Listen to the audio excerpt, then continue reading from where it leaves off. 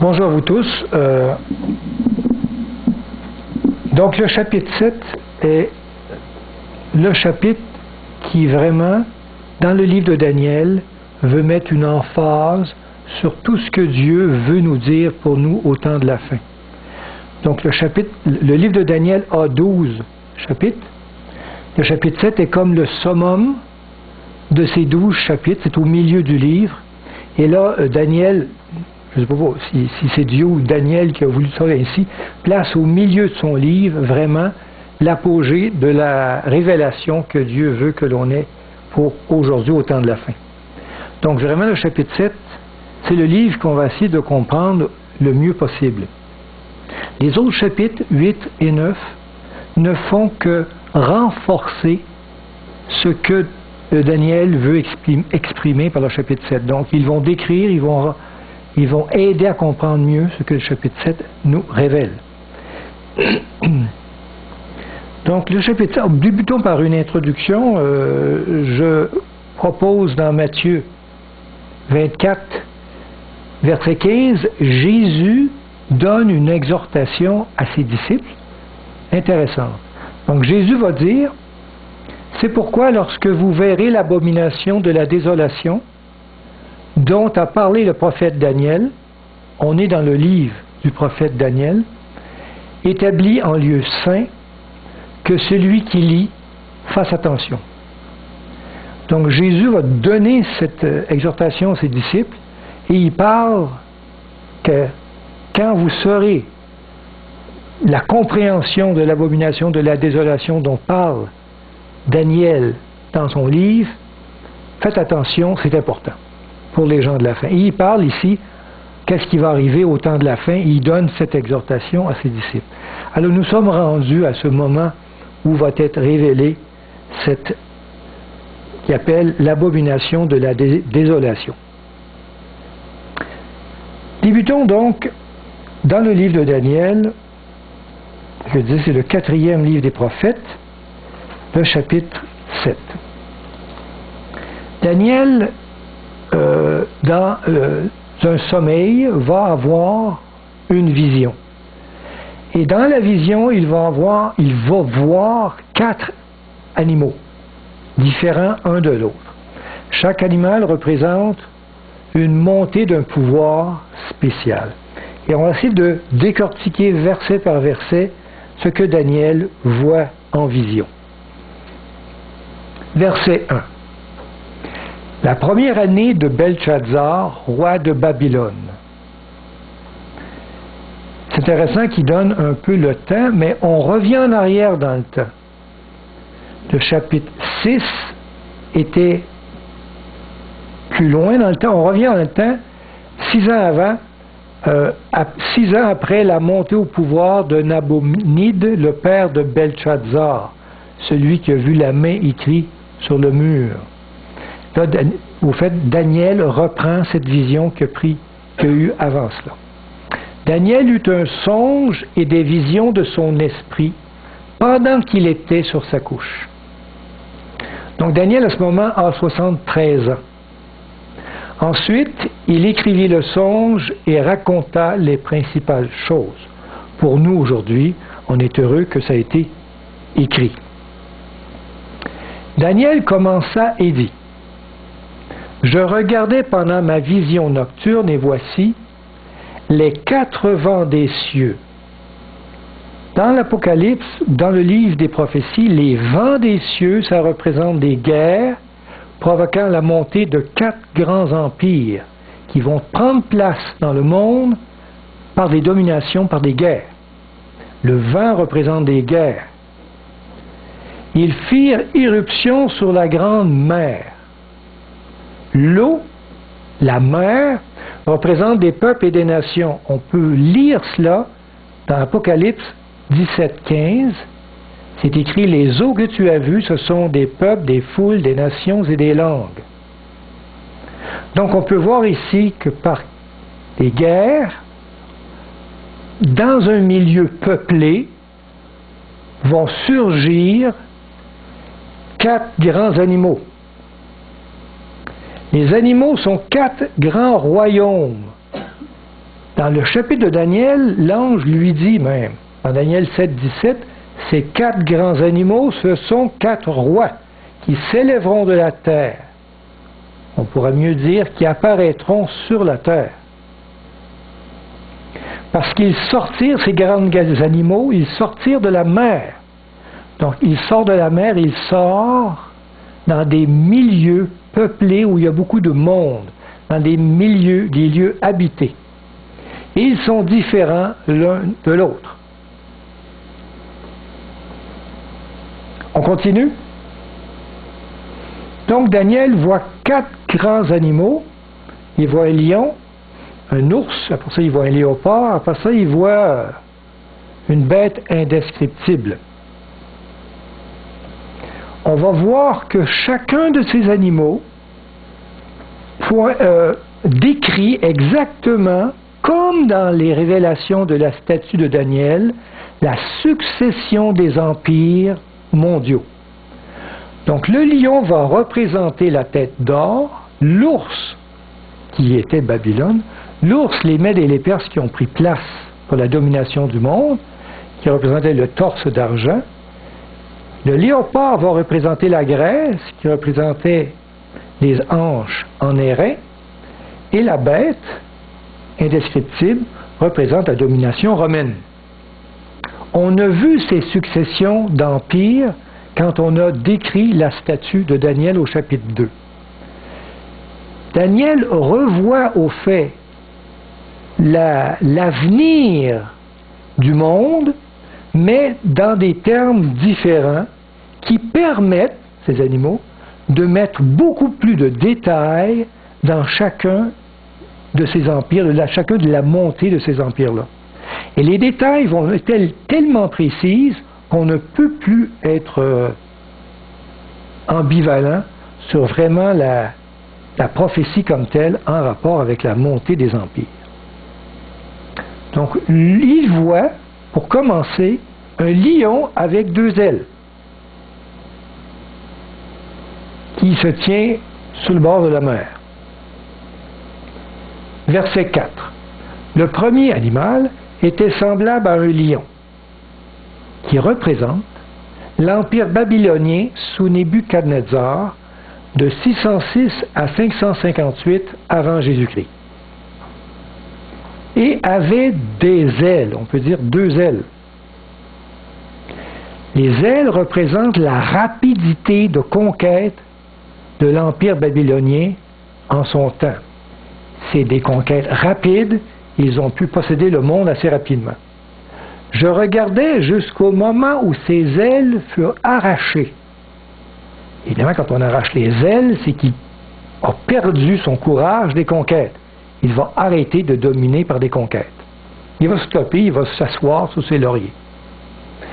Il fut élevé de terre et mis debout sur ses pieds comme un homme, et un cœur d'homme lui fut donné, qui représente qu'il est devenu faible, orgueilleux et humain, qui n'avait plus la force de conquérir. Donc, le lion qu'il voit représente la tête d'or, c'est-à-dire l'empire babylonien qui a dominé le monde. Babylone, c'est cette partie du monde.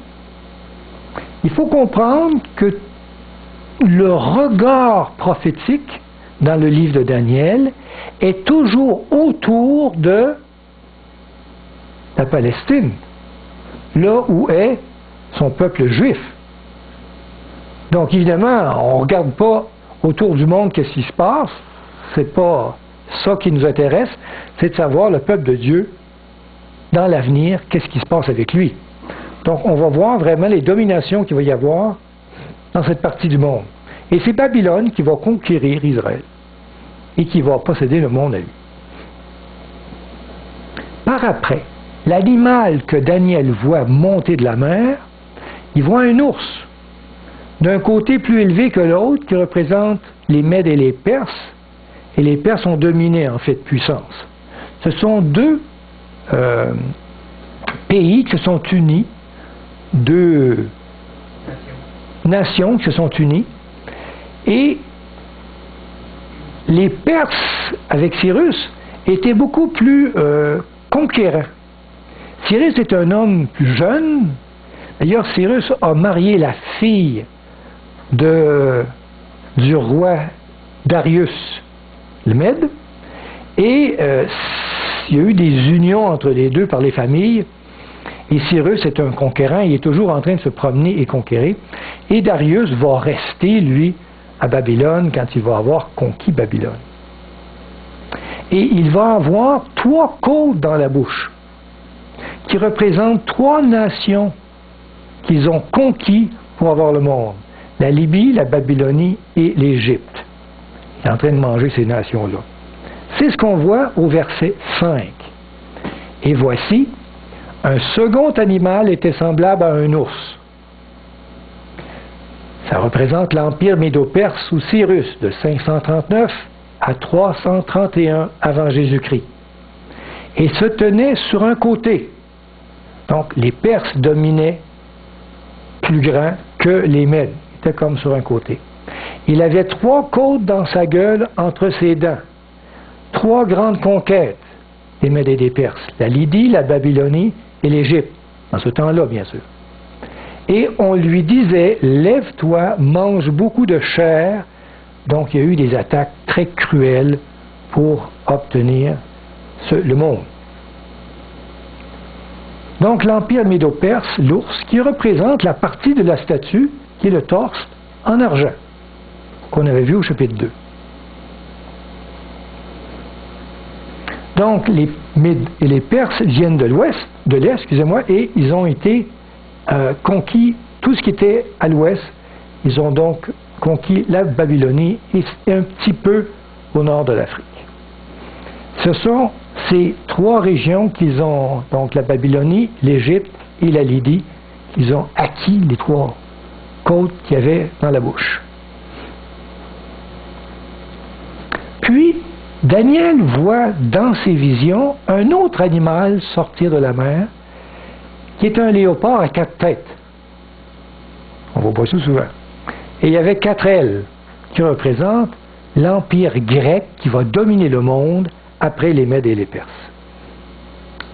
Au verset 6. Après cela, je regardais, et voici, un autre était semblable à un léopard, qui représente l'empire grec sous Alexandre le Grand, de 331 à 168 avant Jésus-Christ. Et avait sur le dos 4 ailes comme un oiseau. Il y en a 4, lui. D'ailleurs, Alexandre le Grand avait 4 généraux. Absolument, on a un général qui, lui, est le chef de l'armée. Lui, il en avait 4. Et il y avait une telle rapidité dans ses conquêtes, on croit qu'Alexandre a conquis le monde en une dizaine d'années. Ça ne s'est jamais vu aussi rapidement. Il avait donc 4 ailes comme un oiseau, rapidité de ses conquêtes. Cet animal avait 4 têtes qui représentent 4 généraux, formant 4 sous-royaumes. Pardon. Il y avait Séleucos. Vous savez, quand Alexandre le Grand est mort, il est mort très jeune, dans la trentaine. Son royaume, il possédait le monde, a été divisé en 4, et chacun des généraux de son armée se sont divisés le territoire, est, ouest, nord, sud. Et le général Séleucos a pris l'est, Lysimaque a pris le nord, Cassandre a pris l'ouest, et Ptolémée a pris le sud. Et la domination lui fut donnée à cet animal. C'est intéressant, 4 têtes, 4 généraux, ça fonctionne avec l'histoire, l'animal qu'il voit. Donc, l'Empire grec représente les hanches en bronze de la statue. Donc, Daniel voit exactement la même succession, il revoit la même chose, et Dieu met des détails supplémentaires pour vraiment positionner dans le temps exactement où on s'en va. Donc la Grèce, c'est cette petite partie du monde qui est venu dominer tout ce qu'il y avait à l'est. Après ça, il voit un animal terrible, un monstre, indescriptible. Il ne veut pas le représenter avec un animal connu. Alors je pense que les dessinateurs ont bien représenté. Il avait 10 cornes, qui représentent le prochain empire universel, qui est l'empire de Rome. On lit ça au verset 7. Après cela, je regardais pendant mes visions nocturnes, et voici, il y avait un quatrième animal. L'Empire romain, de 168 avant Jésus-Christ à 467 après Jésus-Christ. Un empire qui a duré longtemps. Il est décrit comme étant terrible, épouvantable et extraordinairement fort. Il avait de grandes dents de fer, fort comme du fer. Ça représente le fer, un peu les pieds de fer de la statue. Il mangeait, brisait, il foulait aux pieds ce qu'il restait. Il était différent de tous les animaux précédents. Il est même tellement différent que même la face, il ne la reconnaît pas. Le gouvernement romain est un gouvernement de république avec un sénat. Une gestion complètement différente. Il n'y a plus un roi qui domine, mais un sénat. Et il avait 10 cornes qui représentent les 10 nations d'Europe. On peut voir dans la statue les 10 orteils de la statue. Donc, cet animal représente cette partie de la statue tout en fer, les jambes de la statue, qui représente la domination de Rome, de 168 avant Jésus-Christ à 467 après Jésus-Christ. Rome a dominé le monde européen presque au complet ici, le nord de l'Afrique. Il a dominé évidemment tout ce qui était de la Grèce. Il est venu jusqu'en Espagne.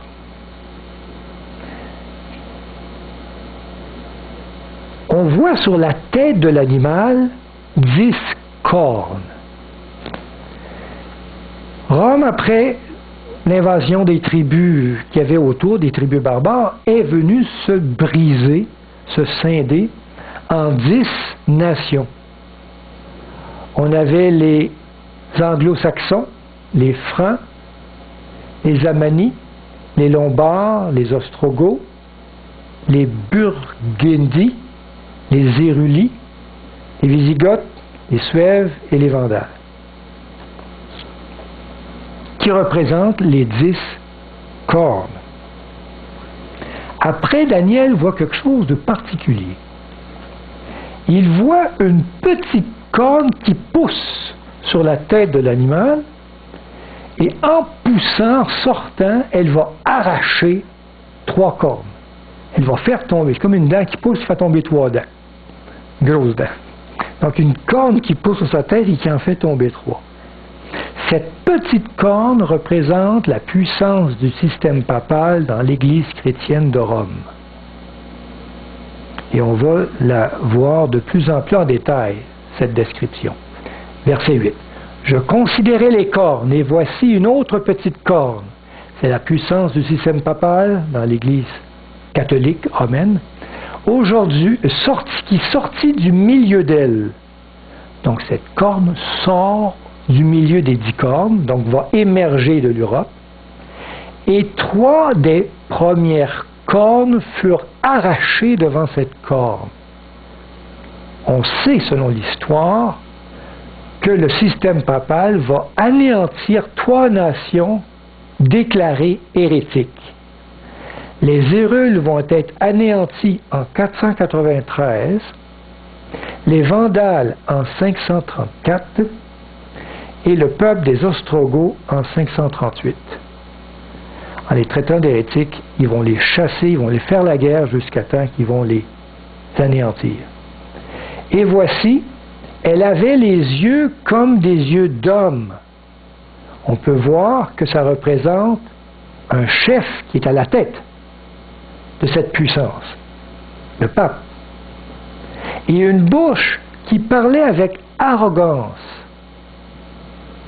Parler avec arrogance, c'est comme dire des blasphèmes. Et on dit un blasphème quand on se prend pour Dieu. On On va voir des détails sur cette puissance par après. Donc, ces 10 cornes qu'on voit sur l'animal représentent cette partie des pieds de la statue. Partie un peu particulière, elle avait dans cette partie de pied un mélange d'argile et de fer. On se rappelle qu'est-ce que ça voulait dire, ce mélange d'argile et de fer.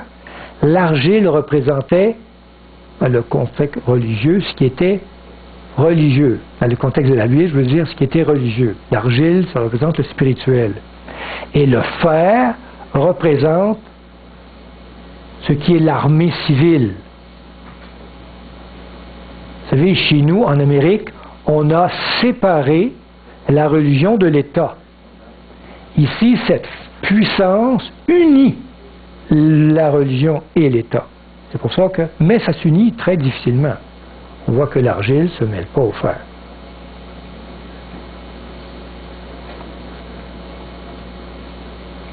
Les nations aujourd'hui représentées par les 10 cornes sont les suivantes. Les Alamans sont aujourd'hui appelés les Allemands. Les Burgondes sont les Suisses. Les Francs aujourd'hui, c'est les Français. Les Lombards, dans ce temps-là, c'est aujourd'hui les Italiens. Les Saxons, dans ce temps-là, c'est aujourd'hui les Anglais. Les Suèves, les Portugais. Les Wisigoths, les Espagnols. Et eux, on les a plus. Les Hérules, les Vandales et les Ostrogoths ont disparu. Il n'y a plus de ces nations-là aujourd'hui. La puissance papale, si on regarde l'histoire, a dominé sur toute l'Europe pendant 1260 années. Exactement de 538 après Jésus-Christ jusqu'en 1798, où, dans la Révolution française, Napoléon, par son général Berthier, va aller envahir Rome, et là, il va prendre le pape, va le mettre en prison, puis il va mourir. Et là, la puissance papale va tomber. Donc, elle a dominé. Et en 538, qu'est-ce qui s'est passé? C'est la dernière peuple hérétique a été conquis, et Rome est devenue, l'Église catholique romaine est devenue la puissance qui dominait le monde en ce moment-là. C'est marqué, et si je reviens en arrière rapidement, il avait une bouche qui parlait avec arrogance. J'ai ressorti mon petit catéchisme. Vous savez, j'ai retrouvé ce livre-là quand le pape est venu au Québec. Vous aurez vu quand le pape est venu au Québec? C'était intéressant avec le pape mobile, et ainsi de suite. Je ne me rappelle plus quelle année, merci, 84, tu crois? Il vendait dans les dépanneurs le petit catéchisme. Et je me rappelle, on avait demandé à la sainteté, le pape, si vraiment ce livre était encore d'actualité ou il était encore bon de l'utiliser pour enseigner. Et il avait reçu l'autorisation d'être correct, encore actuel et bon. J'ai ressorti quelques... Vous savez, il y avait les 200 quelques questions là, dans ce livre-là. Moi, dans mon temps, on les apprenait par cœur. Je ne sais pas, moi j'ai 55 ans.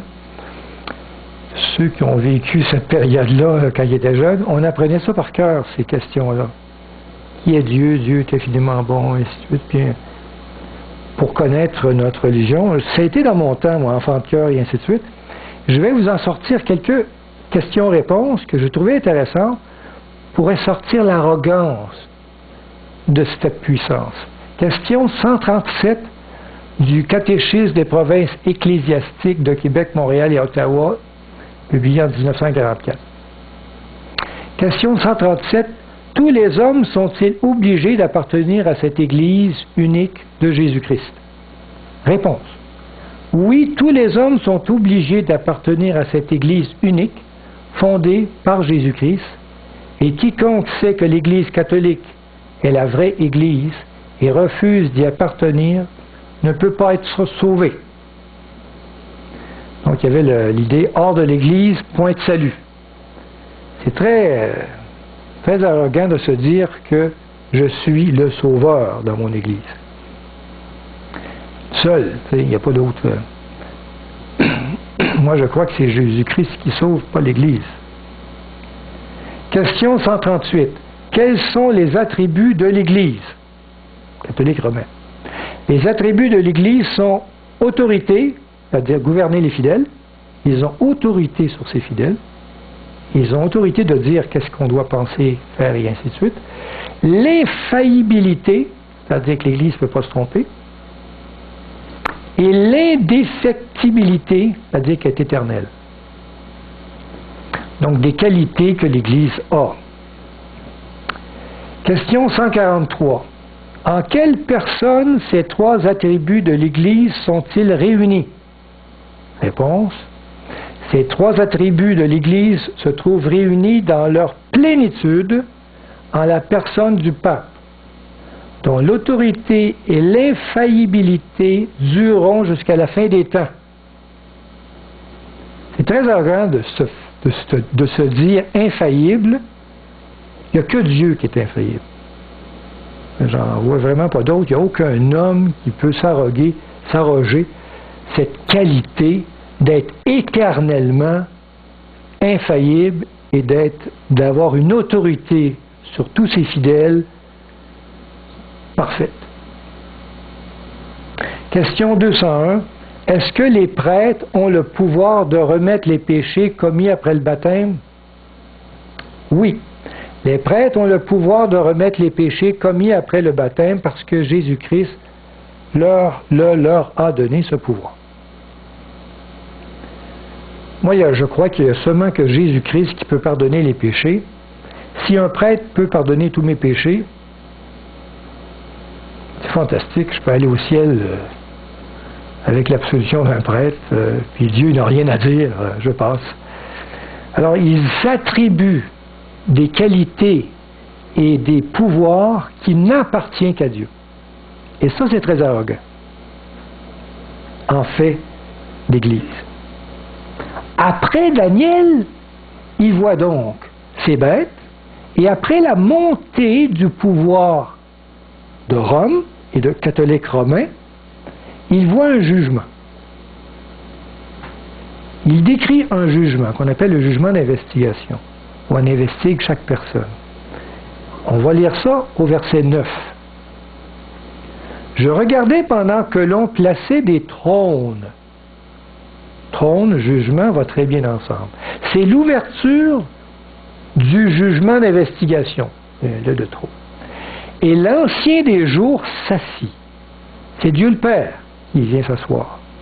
Son vêtement était blanc comme la neige, qui représente son caractère saint, pur. Ses cheveux de sa tête étaient comme de la laine pure, qui représente sa grande sagesse. Son trône était comme des flammes de feu. Un trône qui brûle, c'est le feu et le trône, deux éléments qui veulent parler de jugement dans la Bible. Et les roues, donc il y a un déplacement, on parle de roues, on se déplace, comme un feu ardent. Donc un déplacement pour un jugement. Verset 10. Un fleuve de feu coulait et sortait devant lui. Là, du feu, il y en a. Il y en a un fleuve. C'est une expression d'un grand jugement. Pas une petite affaire. 1000 milliers le servaient et 10 000 millions se tenaient en sa présence. Tous les anges, on dirait, du ciel sont là, comme témoins du jugement de tous les humains. Les juges s'assirent. On ne dirait pas qu'il n'y a pas un jugement, il y a même des juges. Mise en place du jugement, très clair. Et les livres furent ouverts. Oh boy! C'est les livres qui sont écrits, tous nos actes, toutes les choses que chaque personne a fait dans sa vie. Et on ouvre les livres pour les juger. Mise en place d'un jugement. Dévoilement de tous nos actes. Après, Daniel voit la fin du monde. Il voit une scène apocalyptique. Au verset 11. Je regardais alors, à la fin du temps du jugement d'investigation, donc on a fini le jugement, Il voit la suite. À cause des paroles arrogantes que prononçait la corne, on sait que c'est la puissance papale à la fin, donc dégradation du système papal qui va reprendre vie à la fin du monde. Et tandis que je regardais, l'animal fut tué, effondrement de son pouvoir.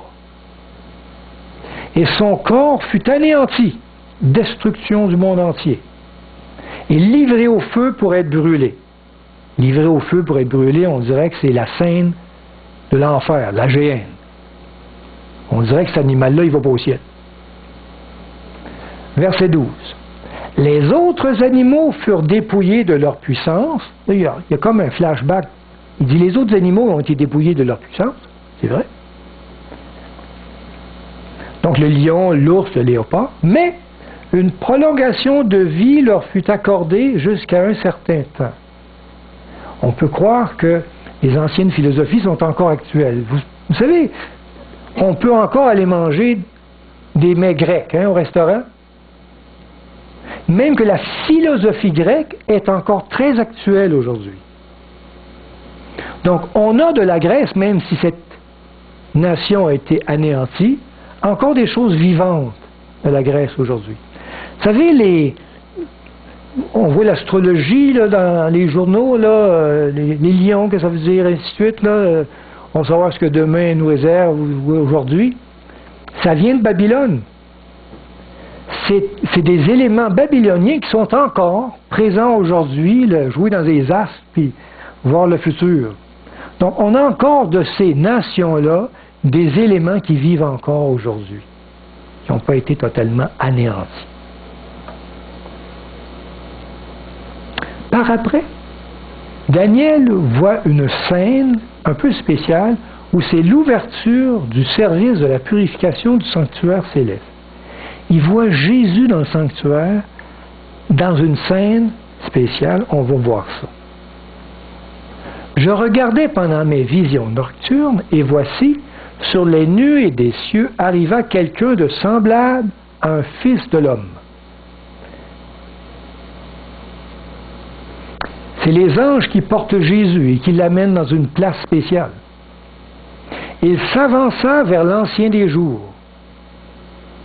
L'Ancien des jours, c'est Dieu le Père. Et on le fit approcher de lui. Donc, il y a un déplacement ici. On prend Jésus, on l'amène quelque part. Il est rendu où, l'Ancien des jours? On l'a vu tantôt. Il est en train de juger sur le trône. Et on amène Jésus dans cet appartement-là. Jésus est le passage du lieu saint au lieu très saint dans le sanctuaire céleste. Bon, c'est un peu compliqué pour vous autres. Mais Jésus est en train de se déplacer vers un ministère de purification. Verset 14. On lui donna la domination, la gloire et le règne. Début de la procédure d'intronisation de Jésus à la fin des temps. Et tous les peuples, les nations et les hommes de toute langue le servirent. On parle des rachetés, bien sûr. Donc Jésus est en train d'être amené dans une position où il va dominer le monde. Son règne s'en vient. Et il dit après, sa domination est une domination éternelle qui ne passera point. On parle du royaume de Dieu qui est restauré. Et son règne ne sera jamais détruit. Amen. Donc, la vision va très vite.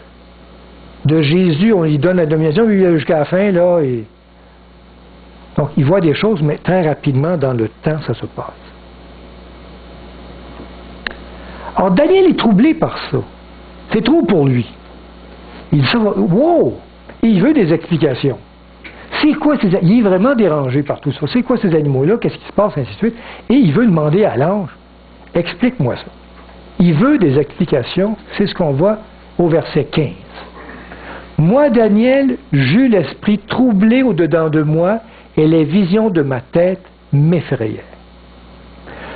Je m'approchai de l'un de ceux qui étaient là, et je lui demandais ce qu'il y avait de vrai dans toutes ces choses. Il me le dit, et m'en donna l'explication. C'est fantastique! Il manque de l'explication, et quelqu'un va lui en donner. Ça va nous aider à comprendre qu'est-ce qu'il a vu. Verset 17. Il dit, Ces 4 grands animaux, le lion, l'ours, le léopard et la bête féroce, ce sont 4 rois qui s'élèveront de la terre, qui apparaîtront sur la terre. Donc, on n'a pas rien à inventer. C'est dit que c'est 4 grands rois qui vont dominer le monde. Puis par après, il devient très succinct. Il dit, bon, les 4 animaux, c'est 4 rois qui vont dominer, puis après ça, il va y avoir le royaume de Dieu qui va s'établir. Il va de façon très succincte. Verset 18, il dit, mais les saints du Très-Haut recevront le royaume après la résurrection, puis ainsi de suite. Et ils posséderont le royaume éternellement, d'éternité en éternité. Le royaume de Dieu sera restauré sur la terre et les saints pourront vivre là-dessus, puis il n'y aura plus de mal, plus de péché, c'est fantastique. Bon, la description est trop rapide pour Daniel. T'as pas dit grand-chose, tu sais. Alors, il veut en savoir plus, c'est trop succinct. Mais il veut surtout avoir des informations sur cette bête méchante-là. Elle est plutôt bizarre. Alors, verset 19, ensuite, il dit, je désirais savoir la vérité sur le 4e animal, la Rome impériale, celle qui est troublante, qui était différent de tous les autres, extrêmement terrible, qui avait des dents de fer et des ongles d'airain, qui mangeait, brisait et foulait aux pieds ce qui restait. Et sur les 10 cornes qu'il avait à la tête, et sur l'autre qui était sortie de devant laquelle 3 étaient tombés, sur cette corne qui avait des yeux, on sait que c'est le pouvoir papal, une bouche qui parlait avec arrogance et une plus grande apparence que les autres. Intéressant. La petite corne qui déloge les 3 cornes pousse, pousse, pousse et va devenir plus grande que les autres. Et on sait que le système papal obtient un pouvoir absolu sur toute l'Europe. Et elle a dominé. Donc elle est venue vraiment plus puissante que tous les autres. Donc la petite corne qui arrache 3 nations. Cette petite corne-là, il va dire qu'elle va persécuter les saints martyrs. C'est l'idée que l'ange va apporter à Daniel. Il dit, je vis cette corne faire la guerre aux saints et l'emporter sur eux. Et on sait que l'Église catholique romaine a tué beaucoup de saints martyrs. L'Apocalypse 13:7 parle d'une bête. Et la décrit de la même façon. Il, la bête, lui fut donné de faire la guerre aux saints et de les vaincre. La petite corne et la bête de l'Apocalypse 13, c'est la même puissance, décrit de 2 façons différentes. Verset 22. Jusqu'au moment où l'Ancien des jours, Dieu le Père, vint donner droit aux saints du Très-Haut, rendre justice au temps de la fin. Et le temps arriva où les saints furent en possession du royaume. Il fixe encore nos yeux sur la fin du monde où on va avoir la nouvelle terre et le royaume va être à la possession des élus, des vrais adorateurs. On dirait qu'il veut toujours amener Daniel vers là. Il donne un peu d'explication, il dit non, non, c'est pas grave, regarde à la fin des temps, tout va se replacer et tout le monde va être heureux. Le pouvoir papal. Et là, il va donner des explications sur le pouvoir papal. Il me parla ainsi. Il va donner des explications sur le 4e animal. Le 4e animal, c'est un 4e royaume qui existera sur la terre, l'Empire romain. C'est assez clair. Différent de tous les royaumes et qui dévorera toute la terre, la foulera et la brisera. Les 10 cornes, ce sont 10 rois qui s'élèveront de ce royaume. Et on sait que de Rome va émerger de Rome 10 nations. Les 10 tribus barbares d'Europe, on les a nommées tantôt. Un autre s'élèvera après eux. Il sera différent des premiers, parce qu'il va avoir une puissance politico-religieuse. Un peu différent. Et il abaissera 3 rois, les Hérules, les Vandales et les Ostrogoths. Et c'est l'ange qui dit ça. Et ça marche avec l'histoire. Verset 25. Il prononcera des paroles contre le Très-Haut. Blasphème, qu'on avait dit. Il opprimera les saints du Très-Haut. La mort des saints martyrs. Il espérera changer les temps et la loi. L'Église catholique va changer les 10 commandements de Dieu. On va voir ça tantôt. Et les saints seront livrés entre ses mains pendant un temps, des temps et la moitié d'un temps. On va le calculer tantôt, ça donne exactement 1260 années de règne. On avait vu que l'Église catholique romaine a dominé pendant ce temps-là. Un temps, des temps et la moitié d'un temps. Prophétiquement parlant, tous reconnaissent, les grands érudits, qu'un temps est une année littérale. Ben, pas une année littérale. Un temps veut dire 1 an, des temps veut dire 2 ans, et un demi-temps, c'est 1 demi-année. Dans le temps de Rome, on comptait les années comme 360 jours. D'ailleurs, on avait de la difficulté parce que après quelques années, il fallait se réajuster dans notre calendrier. On avait des années de 13 mois pour se réajuster. On avait 12 mois, 360 jours. Des temps, c'est 2 ans, 720 jours. Le des, souvent, il faut le remplacer par 2. Et un demi-temps, c'est la moitié de 360, 180 jours. Si on additionne, on tombe 1260 jours. Intéressant, vous ne trouvez pas? Un temps des temps et la moitié d'un temps, c'est le temps symbolique pour représenter 1260 jours. Et on sait que dans le contexte prophétique, un jour égale une année, littérale. Et on va lire ça dans Ézéchiel 4:6. D'ailleurs, Daniel vous a lu ça la dernière fois. Dieu dit, tu auras une année littérale pour chaque jour de jeûne, pour chaque jour d'insulte. Donc cette prophétie qu'il va dominer pendant un temps, des temps et la moitié d'un temps, 1260 jours, c'est bien réalisé à l'intérieur de l'Église catholique romaine. Ça commence quand et ça finit quand?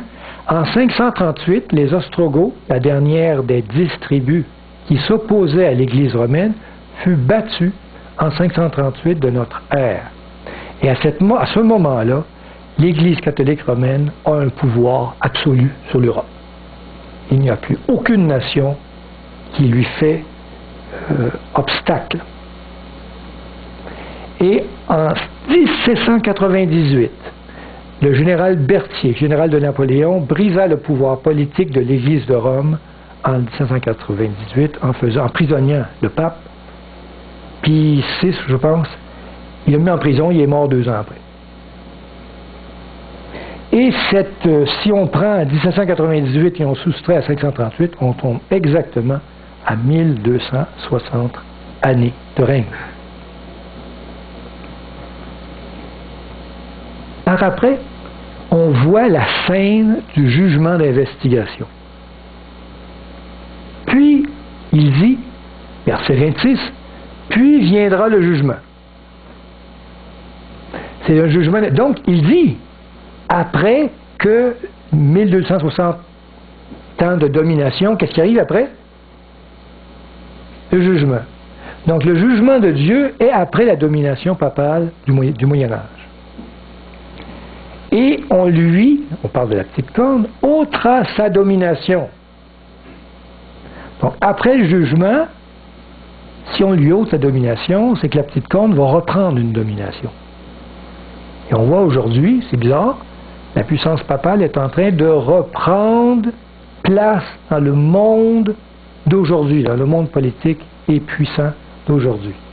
Apocalypse 13:3 dit, « Je vis l'une de ses têtes comme blessée à mort, avec Napoléon, brisé complètement la puissance papale, Mais il dit après, mais sa blessure mortelle fut guérie, et toute la terre était dans l'admiration derrière la bête.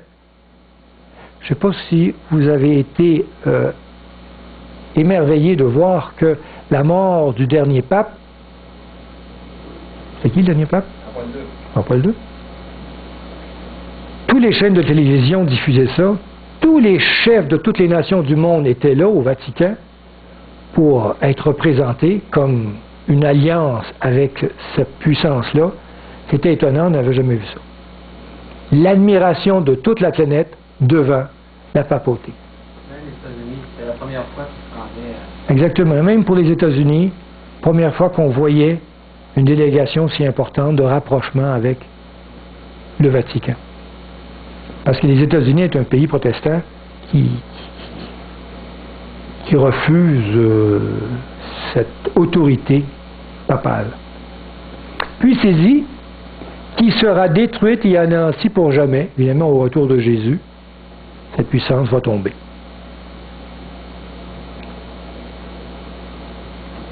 Et après, on voit une scène du royaume de Dieu. Verset 27. Le règne, la domination et la grandeur de tous les royaumes à venir, qui sont sous les cieux, seront donnés au peuple des saints du Très-Haut. Donc, il revient toujours à ce qu'on va avoir. C'est pas grave, elle va dominer, ça va aller mal, et ainsi de suite, mais après ça, ça va être fantastique. Il va y avoir les saints qui vont dominer le monde. Son règne, le règne de Dieu sur la nouvelle terre, est un règne éternel, et tous les dominateurs le serviront et lui obéiront. Les rois seront évidemment en harmonie avec Dieu. Verset 28.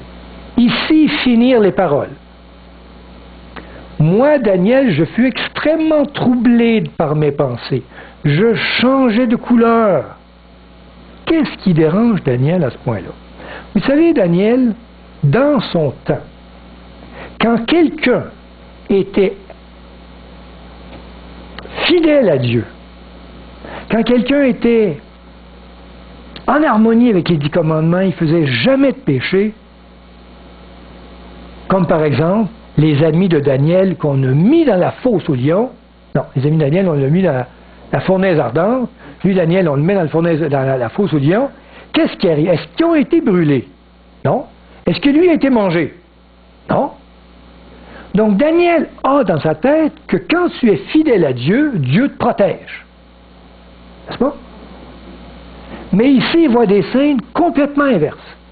Les saints, ceux qui sont fidèles à Dieu, ils se font manger par les lions, ils se font brûler, si en Dieu, ils se font massacrer. Il ne comprend pas ça.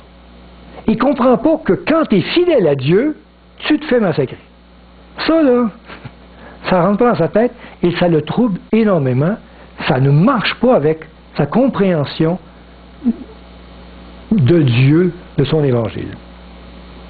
Il est dérangé par le fait que les saints seront détruits. Il dit après, et je conservais ces paroles dans mon cœur. Daniel désire en savoir plus. D'autres éléments lui seront révélés au chapitre suivant. Mais nous, on va essayer de mettre de la certitude sur les choses qu'on a apprises. On voit ici que la grande vision de la statue est comme mieux expliquée avec des animaux, et il va y avoir des éléments nouveaux. Donc on a vu le lion qui était la tête, l'ours les bras, le léopard qui représentait les hanches, ici un animal bizarre qui représentait Rome, mais il y a deux autres scènes qui sont expliquées qu'on n'avait pas expliquées du tout. Il y a la petite corne, une domination qu'on ne voyait pas ici, qui vient prendre place. Et après on voit un jugement qui est dans le ciel, qui prend place. La petite corne, le jugement, et après ça, on voit la grosse roche là, qui vient, c'est Jésus qui revient, le retour de Jésus. Donc il y a deux éléments nouveaux. Et Dieu est en train, de chapitre après chapitre, de nous amener des explications plus intéressantes, plus importantes pour nous au temps de la fin. Donc deux éléments nouveaux, la petite corne qui est là et le jugement d'investigation. Il veut que l'on sache ces choses-là aujourd'hui. Mais nous, on va essayer de comprendre et de s'assurer que la petite corne, c'est bien l'Église catholique romaine. Vous savez, si vous êtes, je ne sais pas, dans l'autobus, dans un milieu qui est fermé, et quand on vous dit attention, ici, dans l'autobus, il y a un pickpocket. Alors vous allez soupçonner tout le monde. Peut-être même la personne qui est assise à côté de vous, vous allez mettre ça dans votre bagage, et ainsi, vous allez avoir peur. Mais si on vous donne des indices, on vous dit, il y a les cheveux longs. Ah, je suis correct. Si on vous dit après ça, il y a un coat de jean. Ah, c'est intéressant. Il porte des lunettes. OK, c'est intéressant. Il y a les cheveux blancs. OK, c'est intéressant. Puis ainsi de suite. Puis on vous donne 10 indices. Vous pouvez évidemment vous dire, non, c'est pas celui qui est à côté de moi. Ou dire, oui, c'est celui qui est à côté de moi. Vous allez changer de place. Donc, si on vous donne exactement des indices, vous allez pouvoir savoir exactement si je dois me retirer de cette personne ou de m'approcher, s'il y a les indices ou pas. Alors, c'est ce qu'on va voir. On va voir que dans le chapitre 7, Dieu donne 10 indices qui décrivent qui est la petite corne. Et l'Église catholique romaine, malheureusement, possède ces 10 indices. Alors, qu'est-ce que vous allez faire? Ben, moi, je reculerai un peu, n'est-ce pas? C'est ce qu'on va voir. La petite corne de Daniel 7 est la bête de l'Apocalypse 13, qui est la puissance papale. Dans l'Apocalypse 13, on lit « Et je vis l'une de ses têtes comme blessée à mort, mais la blessure mortelle fut guérie. » On le voit encore actif aujourd'hui. « Et toute la terre était dans l'admiration derrière la bête. » Prenons les 10 indices que l'on voit dans rien que le chapitre 7. Premier indice, Daniel 7.8.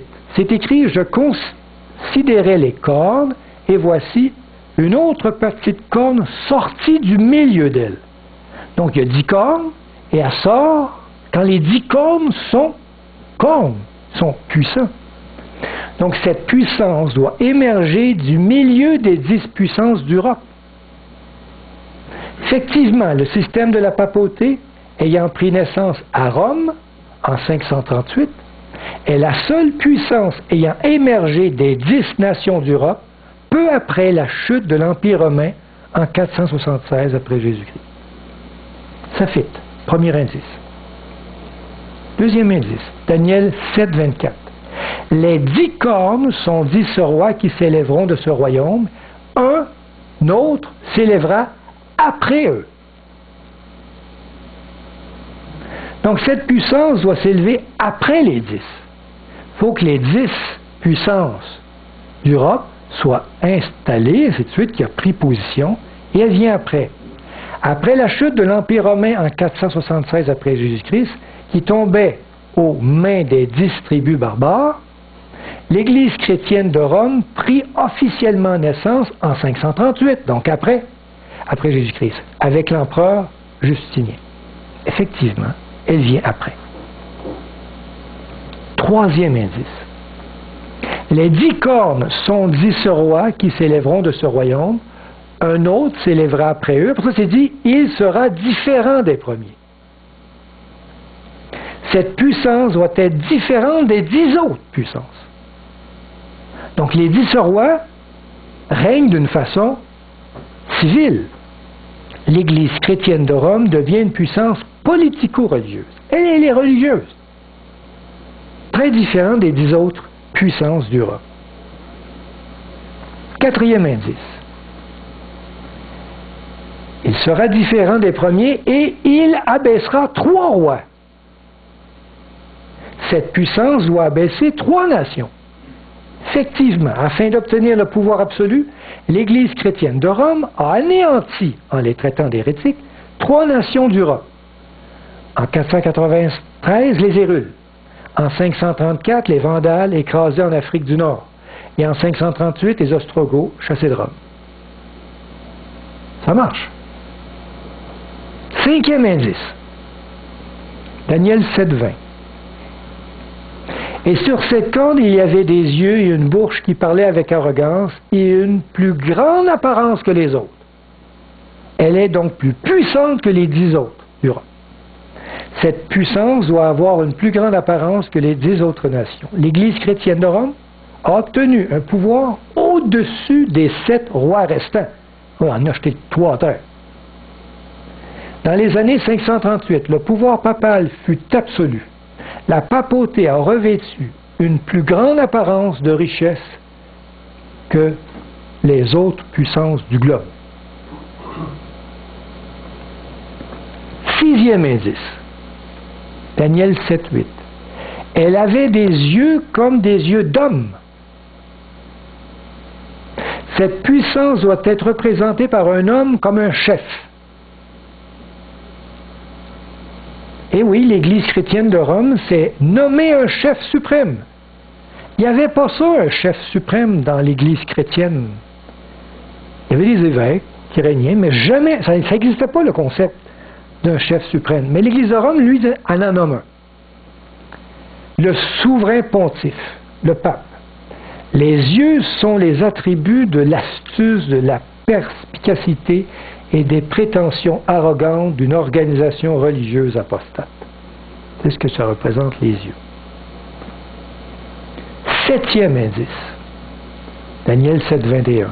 Je vis cette corne faire la guerre aux saints et l'emporter sur eux. Intéressant. Cette puissance doit faire la guerre aux saints. L'Église chrétienne d'Europe a fait la guerre aux saints. Premièrement, les croisades meurtrières, les massacres de l'Inquisition, les bûchers de la Saint-Barthélemy. Je ne sais pas si vous connaissez les massacres de ça. La guerre de 30 ans, les réformateurs, Martin Luther, Jean Hus. Jean Hus était brûlé, lui, parce qu'il disait que c'est Jésus qui nous sauve. On le brûle. Il n'était pas d'accord qu'on avait des indulgences. Il fallait payer, puis nos péchés étaient pardonnés. Il y avait toutes sortes de choses qui étaient vraiment irrecevables. Mais on les brûlait. Hérétiques. Elle fait la guerre aux saints et elle les remporte. 8e indice. Il prononcera des paroles contre les Très-Hauts, il opprimera les saints du Très-Haut et il espérera changer les temps et la loi. Oh, bon, intéressant. Cette puissance espère changer les temps et la loi. L'Église chrétienne de Rome désire changer la loi des 10 commandements. Vous savez ça? En éliminant le 2e et en substituant la journée du dimanche à celle du samedi. Seulement par le fait de changer la loi de Dieu, la papauté s'est exaltée au-dessus de Dieu. Vous savez, il y a un seul écrit dans toute la Bible qui a été écrit de la main de Dieu, de son doigt. Jésus nous a laissé même pas une liste d'épicerie. On n'a rien des écrits de Jésus. Mais on a un seul écrit de la main de Dieu, c'est les 10 commandements qui est écrit sur des tables de pierre et qui est donné à Moïse. N'est-ce pas? Et la papauté s'est donné le droit d'échanger. On va voir ça tantôt. 9e indice. Y en a-tu des indices? Daniel 7:25. Et les saints seront livrés entre ses mains pendant un temps, des temps et la moitié d'un temps. Et on a compté que prophétiquement, ça voulait dire qu'il va dominer pendant 1260 années. Et l'Église chrétienne de Rome a régné de 538 à 1798, soit un total de 1260 années. Si on ne décrit pas la bonne personne, il y a un problème. 10e indice. Daniel 7:25. Elle avait des yeux comme des yeux d'homme et une bouche qui parlait avec arrogance. Cette puissance doit blasphémer aux yeux de Dieu. L'Église chrétienne de Rome se dit infaillible et avoir le pouvoir de pardonner les péchés. Le temps des indulgences. On donnait de l'argent, on était pardonné. Des attributs qui n'appartiennent qu'à Dieu. Si grande est la dignité et l'élévation du pape qu'il se dit ne pas être un simple homme. Il est en quelque sorte Dieu sur terre et possède la plénitude du pouvoir.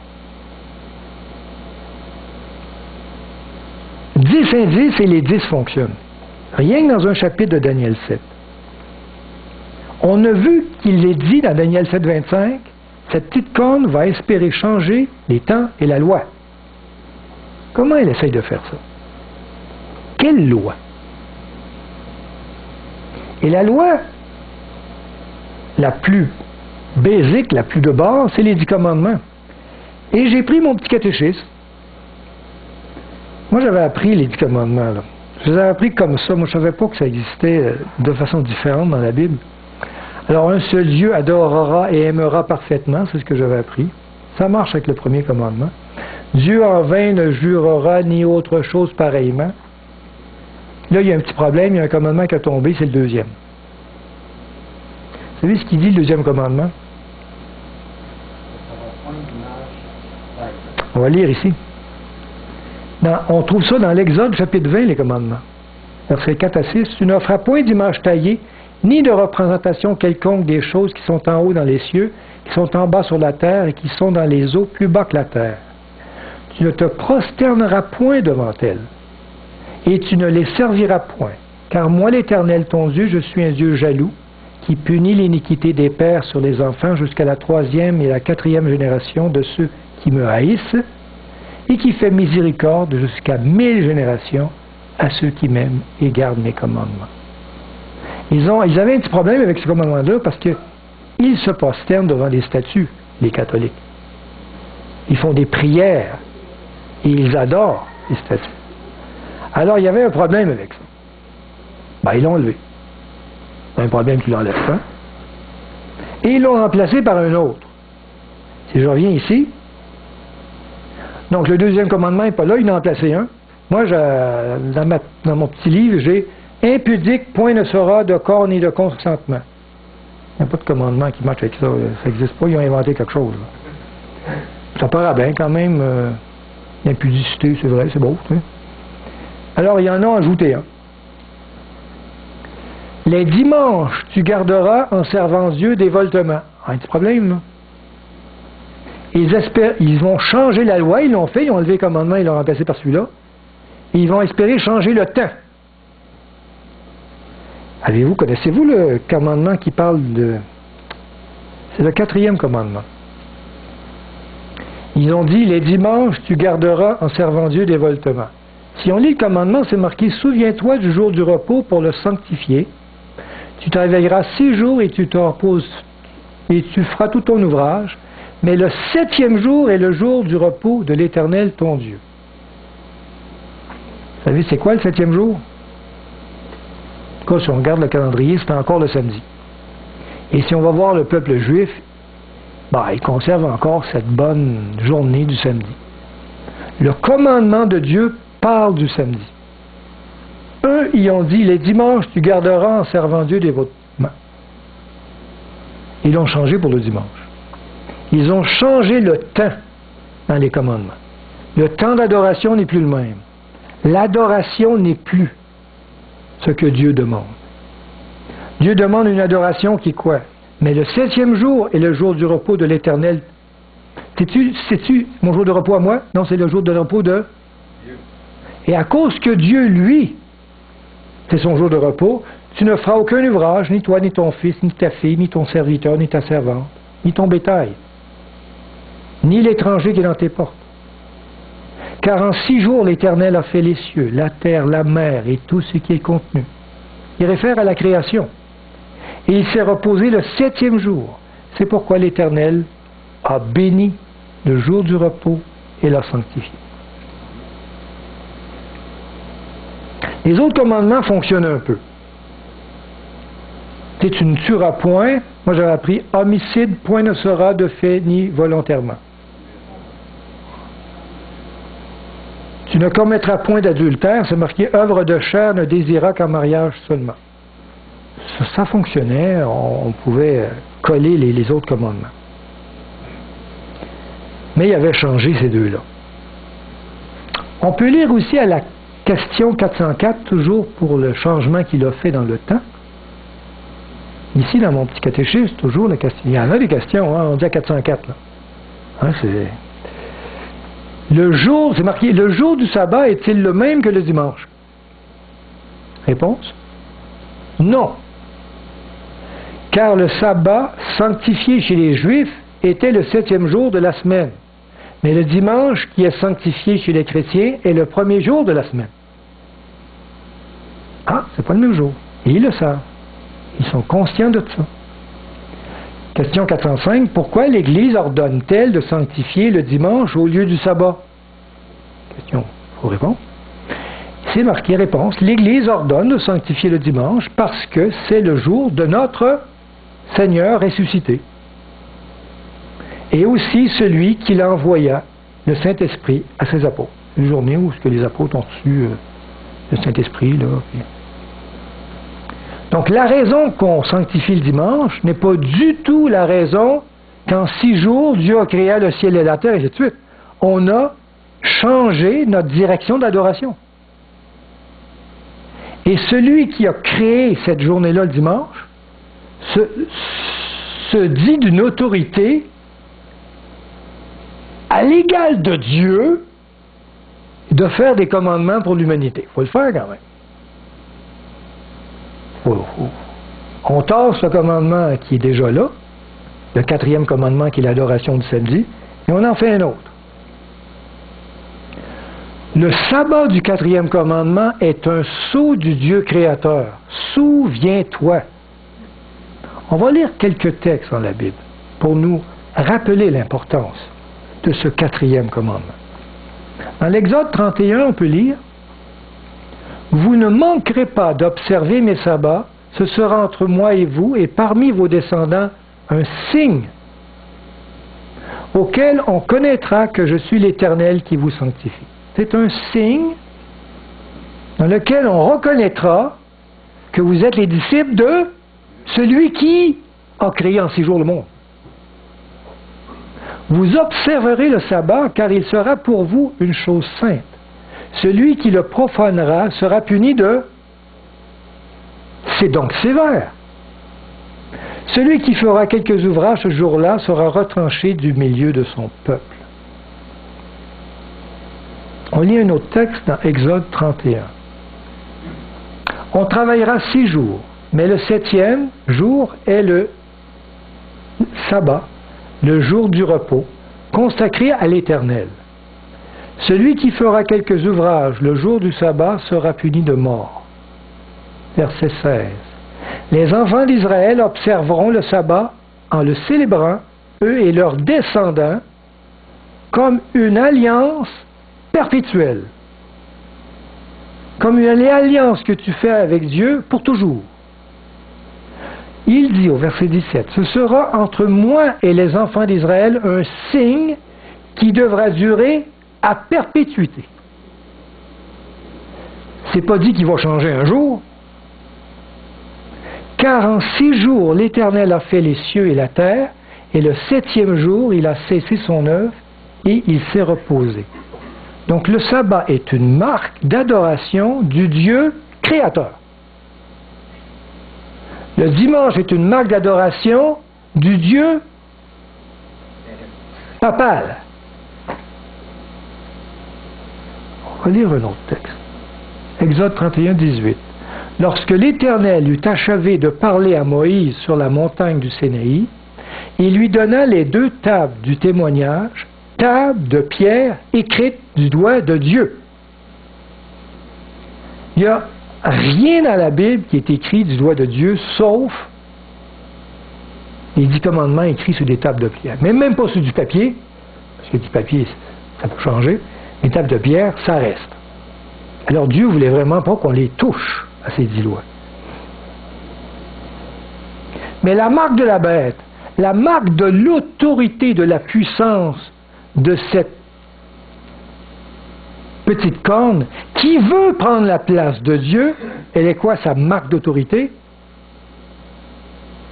Faire des lois, des commandements en tassant les autres. Et cette loi qu'il a fait, c'est le dimanche.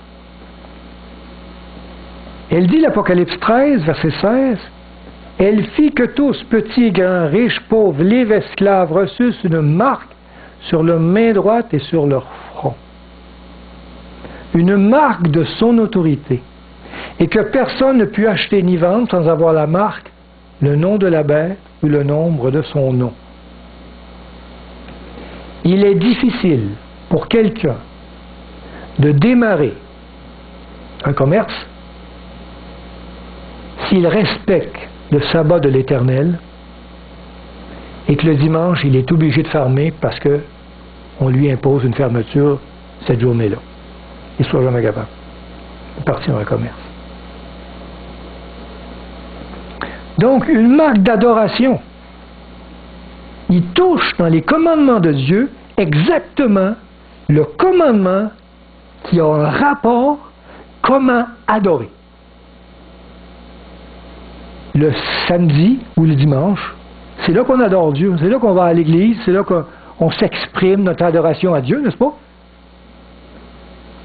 Est-ce que vous voulez adorer le Créateur ou vous voulez adorer la grosse bête là, méchante? Celui-là, il a écrit ses commandements, puis lui, il en a écrit d'autres. On reste-tu avec ses commandements avec lui ou on reste avec ses commandements avec lui? Si je reste avec ses commandements avec lui, c'est lui que j'adore. Si je reste avec ses commandements, c'est lui que j'adore.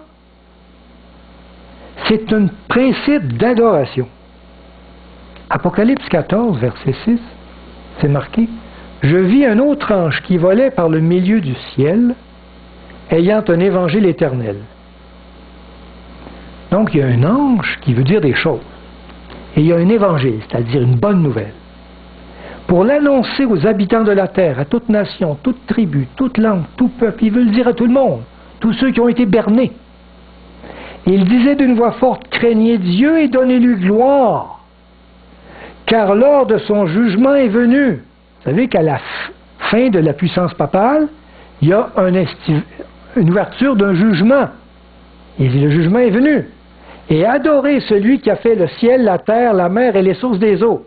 Arrêtez d'adorer l'autre. Adorez celui qui est le Créateur. Et dans le 4e commandement, pourquoi on adore ça de cette façon-là? Souviens-toi que Dieu a créé en 6 jours le monde et qu'il s'est reposé le 7e. Et quand on adore selon son commandement à lui, le samedi, on lui donne honneur que c'est lui le Créateur en 6 jours.